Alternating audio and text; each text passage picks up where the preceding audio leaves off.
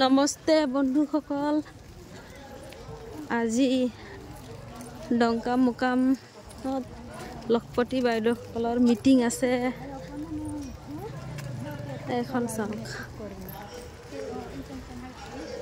check বিতৰণ নহয় check বিতৰণ 28 তাৰিখে হ'ব আজি জাস্ট জেনেৰেল কিবা এটা মিটিং কাৰণে সেক্ৰেটাৰী গ্ৰুপৰ সেক্ৰেটাৰী প্ৰেসিডেন্ট বিওৰ সেক্ৰেটাৰী প্ৰেসিডেন্ট সকলক মাতা হৈছে আৰু এইখন চাওঁ আৰু কি হয় মিটিংখনটো চলিয়ে আছে আহোঁতে অলপ লেট হ'ল